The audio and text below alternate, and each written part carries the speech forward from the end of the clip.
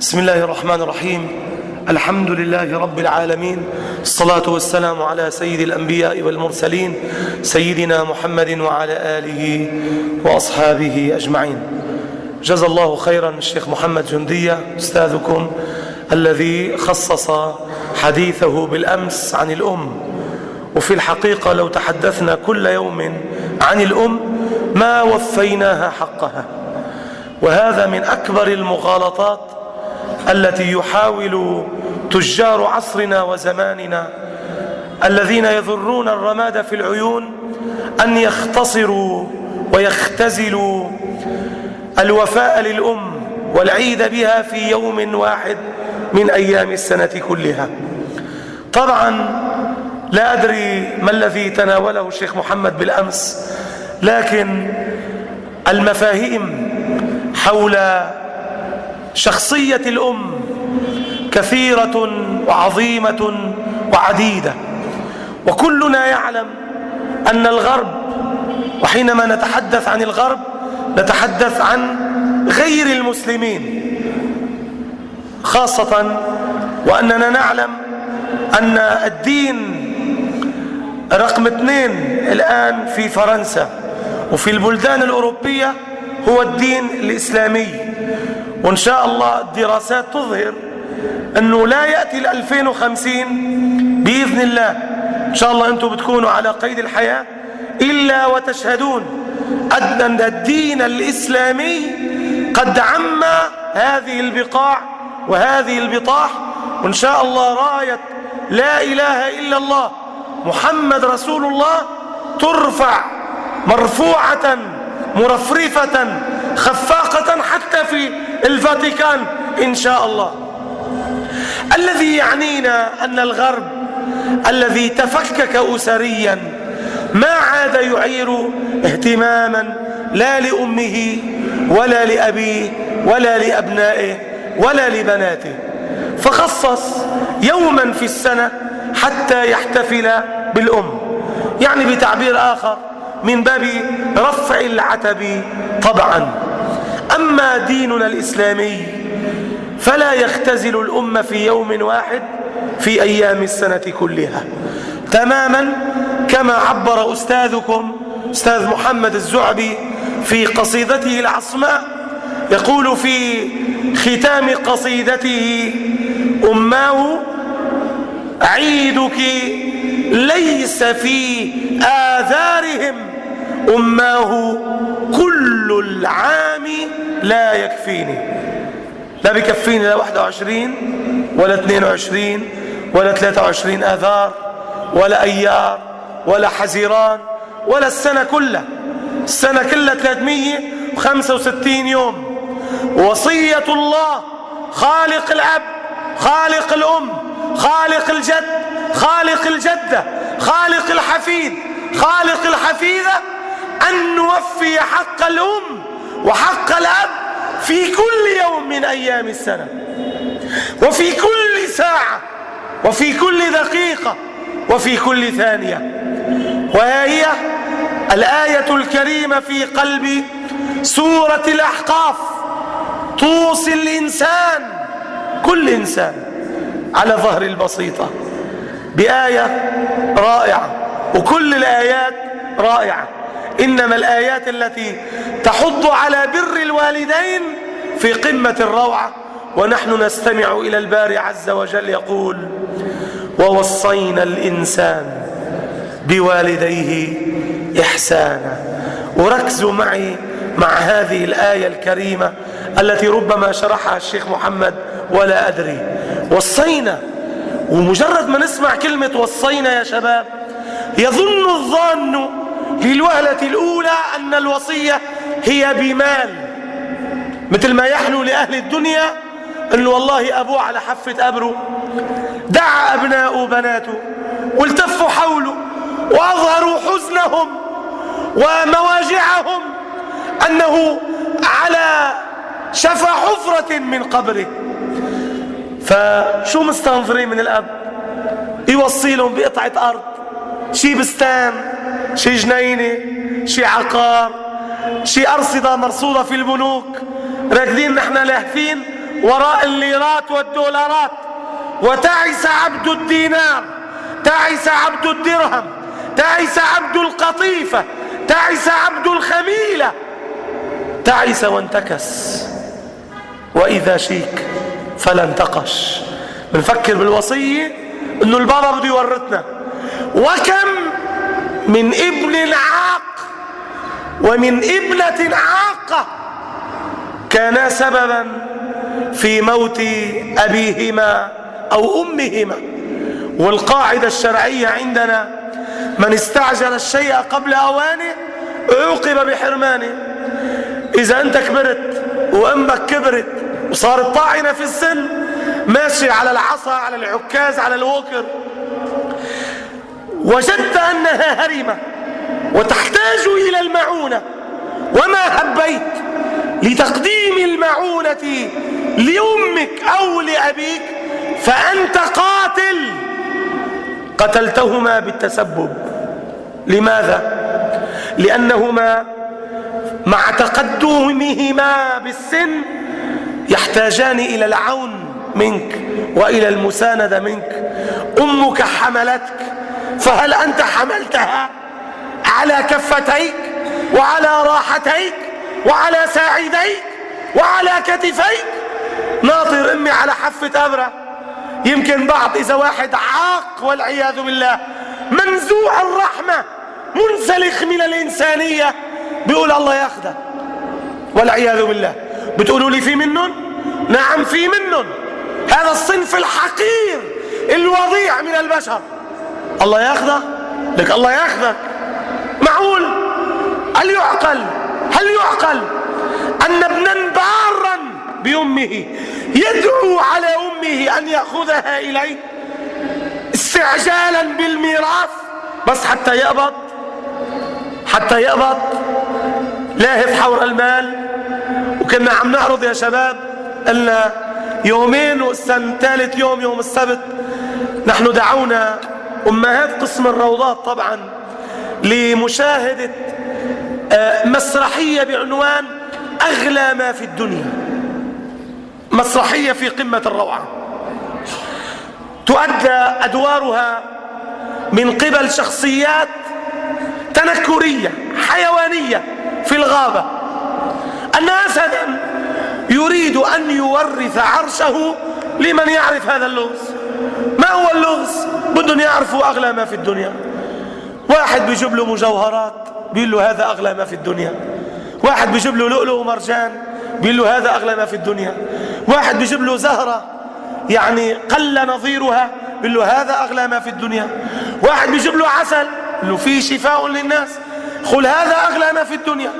وآخر شيء أغلى ما في الدنيا لا بيطلع لا اللؤلؤ ولا المرجان ولا الزهور ولا الريحان ولا العسل مهما غلت الأثمان، ولا الذهب ولا الفضة ولا النقود ولا المال مهما تعددت الألوان. أغلى ما في الدنيا هي الأم. تعرفوا ليش؟ لأن إذا خسرناها خسرنا كنزا كبيرا، وما عرفنا قيمة أمنا إلا إذا فقدناها لا سمح الله. وأنا ضربت لهم مثل، في عندنا عائلات مخملية بطرابلس عاشوا أغنياء وماتوا، عاشوا فقراء وماتوا أغنياء. كيف ذلك؟ تطلع فيه بتلاقي شويتين يا أستاذ رشيد تحس أنك بحاجة تتصدق عليه، رث الثياب، بخيل، شحيح، ما عم يوسع على حاله، وإن الله يحب أن يرى أثر نعمته على عبده. وهو ورثان من أبوه من أمه من جده بساتين وعقارات، وعنده أموال كما يقال ما تاكل النيران، بس هو كحته بالتعبير المتعارف عليه في مدينة طرابلس، بحتحت على حاله وفرج العالم انه فقير هو غني.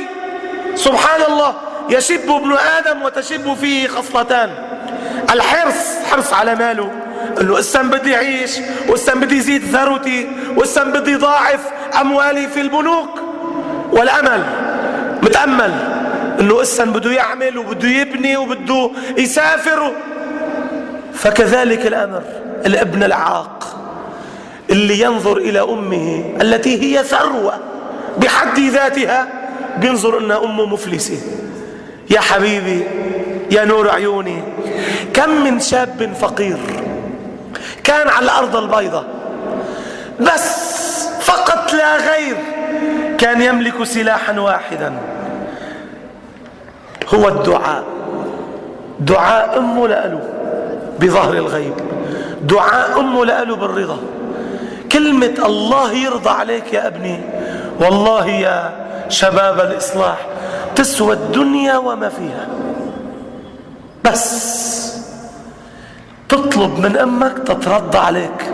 نحن هلأ زاهدين فيها للماما وزاهدين بدعاء. إذا دعيت لك أمك ووافقت لحظة إجابة وهي عم تقول لك يا ماما إن شاء الله التراب بإيديك بينقلب ذهب، يا سلام يا سلام. تعرفوا أنتوا في شخصيات هلأ عم تخوض الانتخابات وعم تمول ماكينات، كانوا وضعهم يعني عايشين بسترة وسلامة، أبوهم عصامي بس كانوا مرضيين، كانوا بارين بأمهاتهم وآبائهم. كانوا آباؤهم وأمهاتهم بيناتهم يدعوا لهم الله يوفقكم، الله يسدد خطاكم، الله يحميكم من الأشرار، الله يرزقكم من حيث لا تدرون ولا تحتسبون، إن شاء الله يا رب يا ابني يا مرضي الأرض تنبع لك والسماء تشتي لك. صار تلاقي إذا عملوا معه مقابلة، يا معالي الوزير، يا كبير الأغنياء والأثرياء، يا دولة الرئيس، قديش ثروتك هلأ؟ من الحريري، الرئيس الحريري، للرئيس ميقاتي، لغيره وغيراته دون ذكر أسماء، ونحن في بيت الله. تسأله اللي عم تعمل معه انترفيو قديش ثروتك؟ بيقول له قبل السؤال ولا بعد السؤال؟ شو يعني هالجواب؟ يعني أنا بكل ثانية عم تزيد ثروتي. بيشتغلوا باستثمارات، قطاعات اتصالات، بورصات، أشكال وألوان. كانوا مزارعين، كانوا يبسطوا يمكن يبيعوا ويأكلوا من عراء جبينهم، بس كانوا مش أهمية أنه أنا عملت بزنس بالجامعة العربية أو الأمريكية. قبل ما تعمل بزنس وبزنس قل بسم الله الرحمن الرحيم، نويت في حياتي أن أكسب رضا والدي. خلينا نرجع وما حدا نتطلع بالساعة. كل المدرسة احتفلت بالأم، نحن اليوم محاضرتنا عن الأم، لازم نحكي عن الأم. معليش مع نقول أهم من الفيزيكس ومن الماث ومن الجغرافيا. شو بينفع إذا أنت عندك علوم وما عندك أخلاق وما عندك وفاء لأمك؟ بين نحن اليوم وقفتنا وقفة ضمير، وقفة محاسبة. هي حملت عنك، فهل أنت حملت عنها؟ هي أحسنت إليك، أفأنت تسيء إليها؟ قال تعالى يا شباب ووصينا الإنسان بوالديه. الوصية بالبر، وقال الإنسان، ما قال وصينا المسلم ولا وصينا المسيحي ولا اليهودي. الإنسان يخاطبك أيها الإنسان بكل ما للإنسانية من معنى. يعني نحن بتعبير آخر مثل ما قلنا لزميلاتكم، لما نحكي بمصطلحات دولية بالحرب الهمجية على الغوطة الشرقية، شو منقول؟ قبل ما نقول جريمة ضد المسلمين وضد أهل السنة في الشام وفي سوريا، منقول جريمة ضد الإنسانية. يعني منخاطب كل البشر إنه هذا اللي عم يصير ما بيجوز وما بيصير ولا يمكن أن نقبل به. إذن الإنسان عنده كتل من المشاعر، من الأحاسيس، والله عم يخاطبك وصينا الإنسان. يعني إذا كنت إنسان، إذا بتفهم من أول كلام، إذا بتفهم بالإشارة، هيدي أمك اللي كنت أنت جزء منها 9 أشهر 270 يوم عم تتخلق خلقا من بعد خلق في ظلمات 3. انت شو كنت عم تعمل جوا؟ عم تلعب؟ كنت عم تتخلق؟ كنت عم تاكل وتغذيك؟ قال ما بيربى جسد، ما بيحيا جسد إلا تيفنى جسد. حملتك 9 أشهر، لذلك الانتفاذة بعد حملته أمه كرها ووضعته كرها. 9 أشهر وهي مستطألة فيك وعم تتعب، عم تبكي من الوجع. وضعتك عند الولادة وهي تصرخ وتستغيث بالله وتبكي، بكت من أجلك وأنت الآن تبكي أمك. تعس من يبكي أمه، تعس وانتكس. كانت عم تبكي من شانك. أبوك بوقتها يمكن ما كان معه أو من ميسورة معه يشتري إبرة بيريدورال، مخدر بيحقنوا فيه أسفل العمود الفقري للنخاع الشوكي حتى يتخدر الجسم فلا تشعر بالولادة. كل أمهاتنا وأمهات أساتذتكم وجداتنا كلهم كانت ولادتهم طبيعية. هلأ الزوج بيحب يكرم زوجته، بيخفف من آلام الوضع. طيب يذكرك الله أن أمك حملتك أنت أيها الإنسان كرها ووضعتك كرها، وحمله وفصاله 30 شهرا. شو الإرضاع؟ الآن بيعملوا مؤتمر بالأيوبي بريست إذ ذا بيست، يعني الإرضاع الفيدينج من الأم أفضل علاج وأفضل دواء على الكرة الأرضية. مش عبارة عن حليب، والله بدل حليب أمي بجيب حليب بار أو بجيب نيدو أو نورسي اي ار أو نورسي اي 2.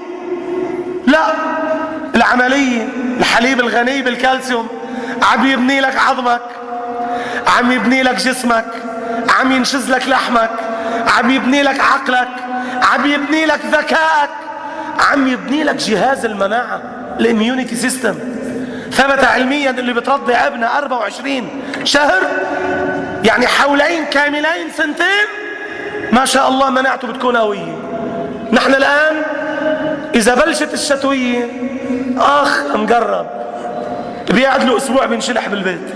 ليش؟ لأن الأم صارت ترضعه شهر أو شهرين. كانوا بالزمانات كان هذا أخي بالرضاعة، الأم أجدب الحليب بتروح بتحوله لوحدة مرضعة. ونحن نعرف النبي صلى الله عليه وسلم من مرضعته؟ حليمة السعدية. طيب أمك اللي أرضعتك صار في عندها ترقق عظام حتى تصير أنت شاب عتل وافر صحة ما شاء الله عنتر زمانك، تطلع فيها بتلاقيها أقصر منك.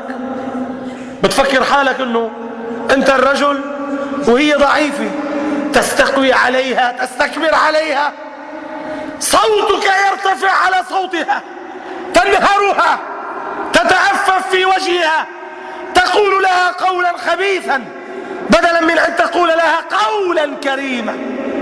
وإن احنا بس بنسمع وبناخذ علامات وقضى ربك ألا تعبدوا إلا إياه وبالوالدين إحسانا إما يبلغن عندك الكبر أحدهما أو كلاهما فلا تقل لهما أف ولا تنهرهما وقل لهما قولا كريما واخفض لهما جناح الذل من الرحمة وقل رب ارحمهما كما ربياني صغيرا.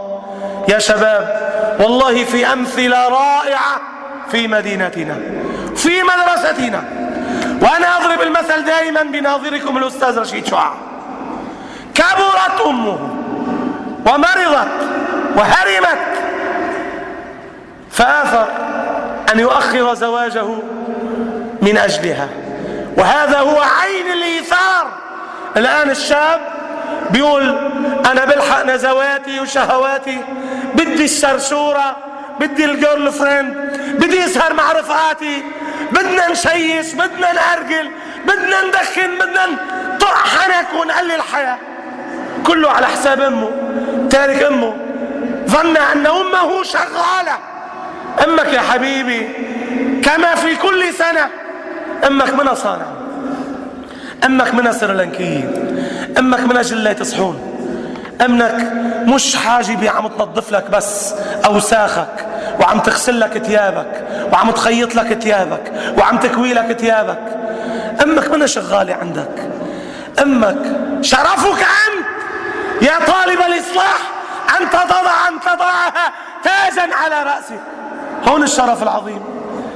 كما رأى النبي صلى الله عليه وسلم رجلا يحمل امه على كتفيه ويطوف فيها حول الكعبة، فوقف مباهيا نفسه امام رسول الله: يا رسول الله هل وفيتها حقها؟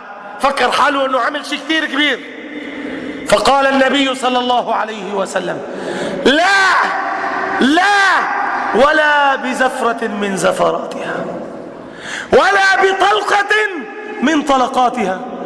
مفكر انه كل اللي عملته امك من اجلك عم ترد الجميل بلحظة، اللحظة بتروح. انت شو ما عملت بالدنيا ما حتوفي امك حقها.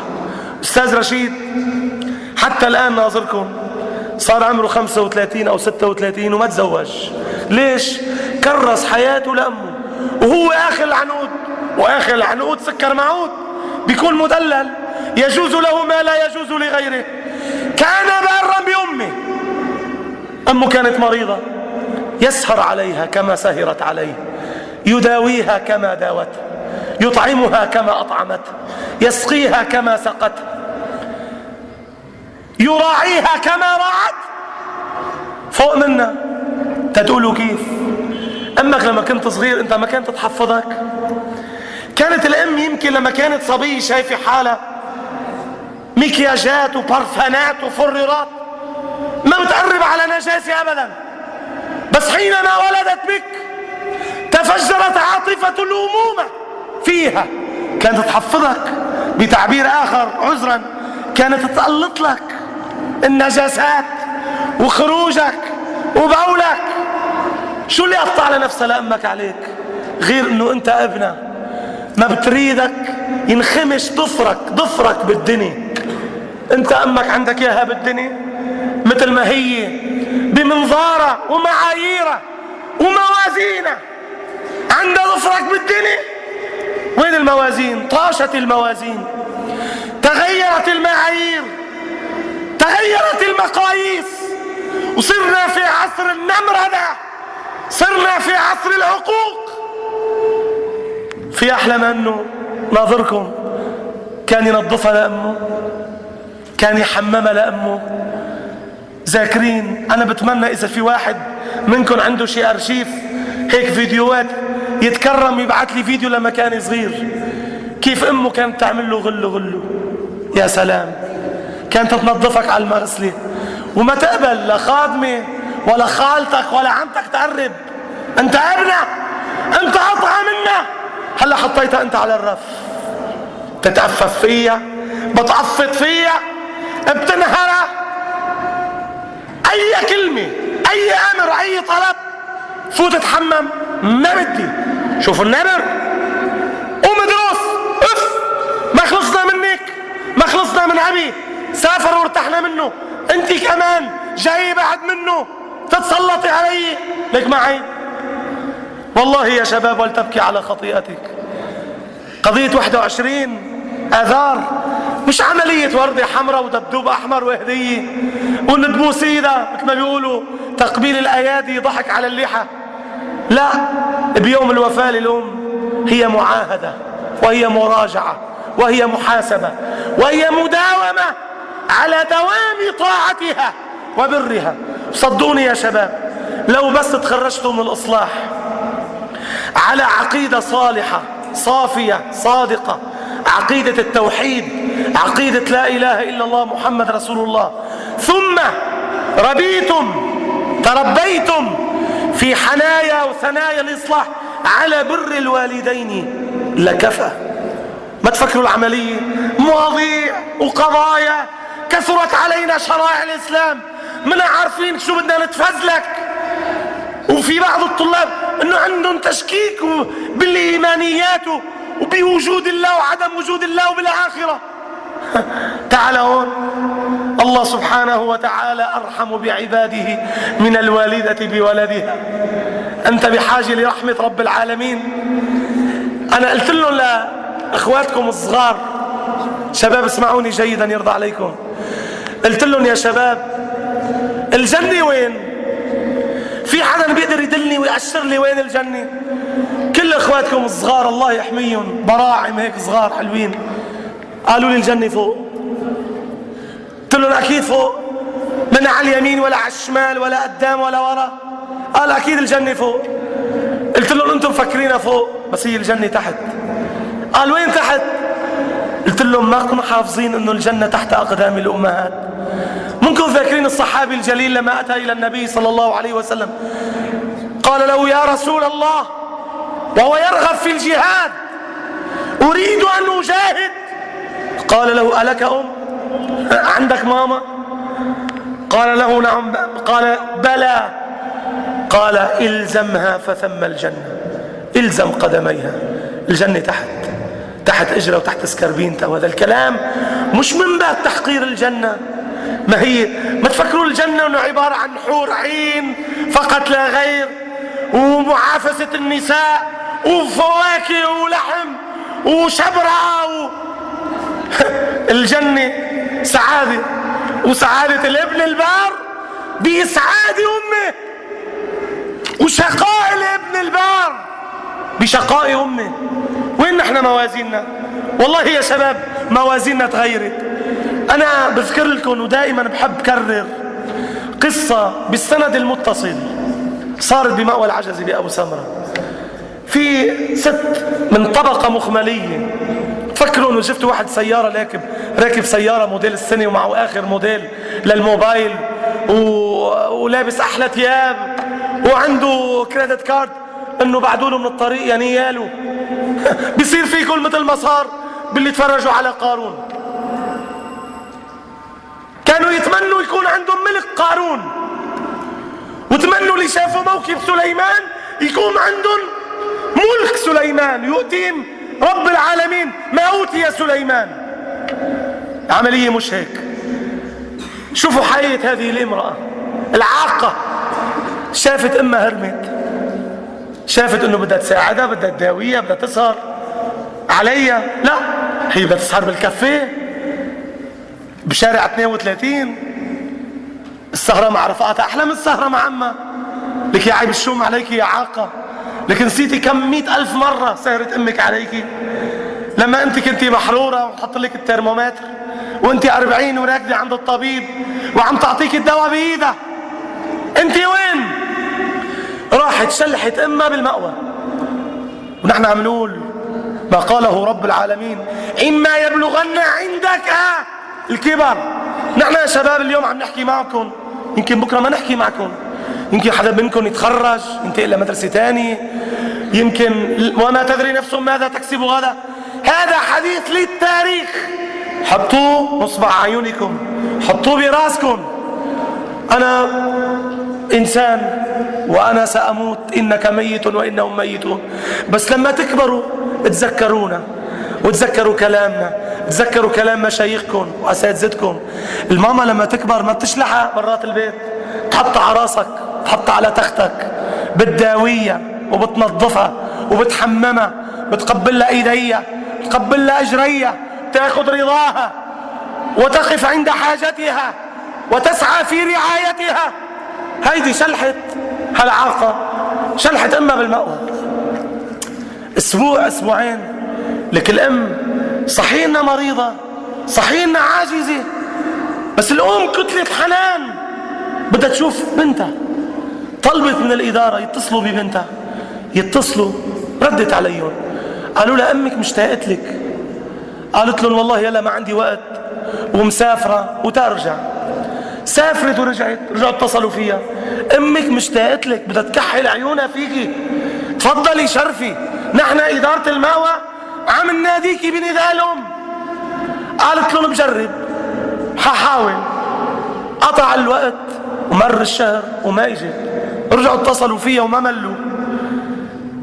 يا ست فاضلة، أيتها الست، أمك ناطرتك، العملية مش دواء حطوا بتمها، في غذاء الروح، في شيء إنساني، في عاطفة، الإنسان بده يتغذى بالعاطفة.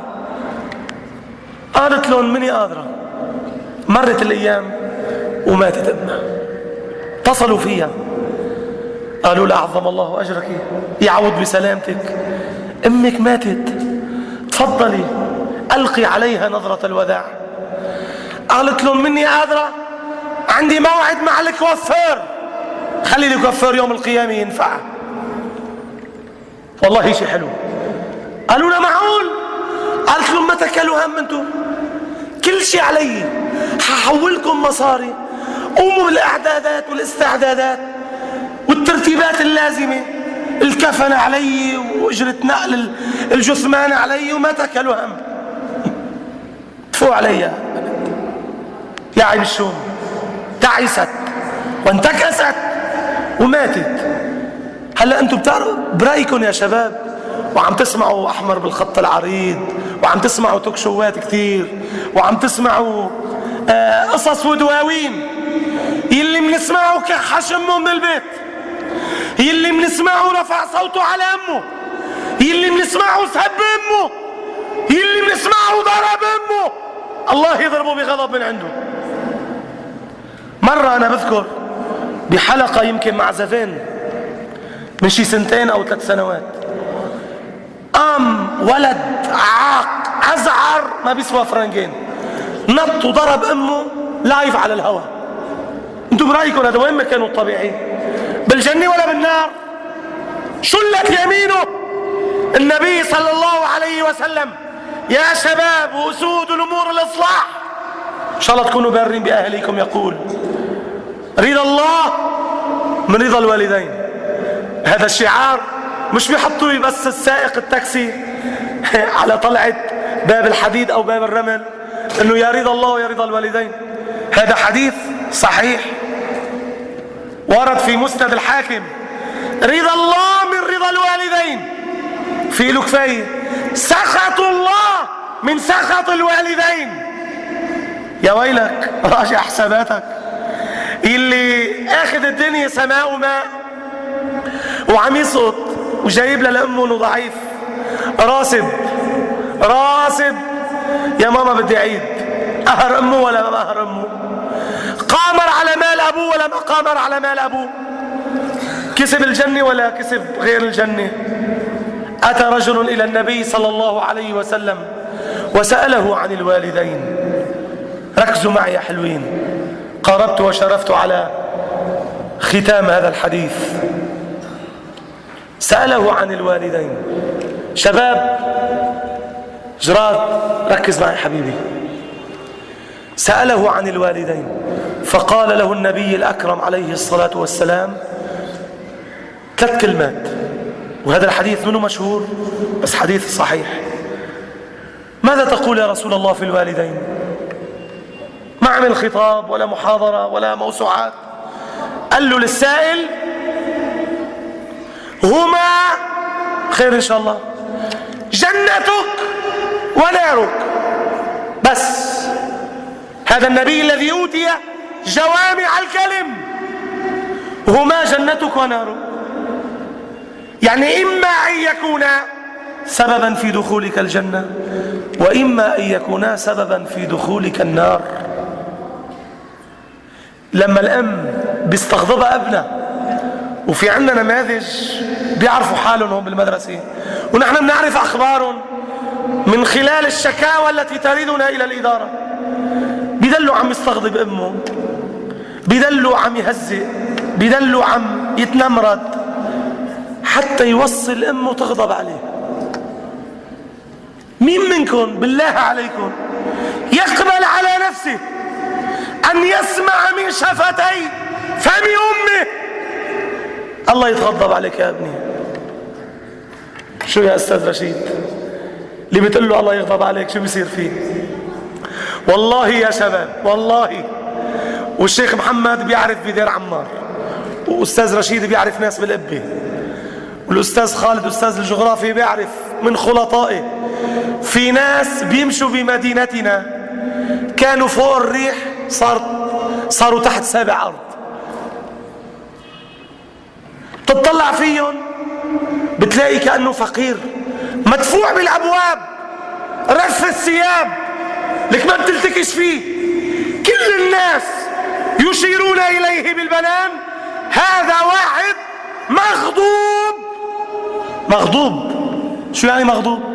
يعني أبوه متغضب عليه، أمه متغضبة عليه. أنا بعرف واحد قريب لنا أمه يعني لطفت العبارة. شباب ركزوا معي، كلام مهم جدا. بدل ما تقول الله يغضب عليك لجمت لسانها، كانت تقول الله يسعدك ويبعدك، الله يسعدك ويبعدك، بس حل عني ما بدي اشوف وشك، ضعان التربية فيك. وهالكلمة لما تقولها أم بتقولها قسما بالله من قلب محروق، لأن الأم ما فيها تشوف ابنها منه مبسوط. هي المستشفى إذا مرضت، وهي العرس إذا فرحت، وهي المأتم إذا حزنت، هي كل شيء في حياتك. ما تخلي المواصيل توصل حتى تغضب عليك. لما قالت له الله يسعدك ويبعدك، الله أبعده لفرنسا وأخذ وحدة مسيحية، وهلأ أولاده على الفيسبوك كلهم مسيحيين. فخلف من بعدهم خلف أضاعوا الصلاة واتبعوا الشهوات فسوف يلقون غيا. بتقلي وين؟ هي راح على فرنسا، شو بده من أمه؟ راح على أم الدنيا. ما هيك؟ النصارى شو بيعيطوا لفرنسا؟ الأم الحنون. معقول الواحد يستبدل أمه بالأم الحنون بفرنسا؟ طب راح على فرنسا، راح على باريس وتصور مع تور إيفل ومفكر حاله انه صار شغله وصار عالم، وهو اغرب عالم. انتوا بتعرفوا الكلمه اللي برات الطريق نحن ما بنقول عيب. صار اضرب عالم، بدل ما يتصور مع عمه عم يعطيها الدواء وعم يعايرها بعيد الفطر وبعيد الاضحى وعم يكزرها وياخذ لها مشاوير ويشتري لها سكربينه ويشتري لها بيجاما ويدفع مصاري ومصاريف إذا كانت مديونة بعد موت أبيه. صار مغضوب، راح على فرنسا، أولادهم صاروا نصارى. منو عارف وين الغضب؟ امتدادات الغضب، بس بدعوة إذا وافقت في لحظة إيجابي. أنا اليوم بدي أدعيكم جميعا يا طلاب الإصلاح، وقف الضمير، صرخة من الإدارة، دعوة من الله سبحانه وتعالى، وصية الله ووصينا الإنسان بوالديه إحسانا. دير بالك على أبوك، دير بالك على أمك. أنا من يومين كنت عم بتصل أعزي أحد الشباب المسلم الذي شيع والده بمرض ألمه حيث أصيب بسرطان العظام. اتصلت فيه قلت له الكريم ومن عذر، والله ما عرفت إلا بوقت متأخر. أنا كنت متمنى أنه شيع والدك ويجي عزيك بمجلس العزاء. قال لي ماشي الحال واصلي منك، بس فيني أطلب منك طلب؟ قلت خير إن شاء الله. واحد عم تعزيه شو بده يطلب منك؟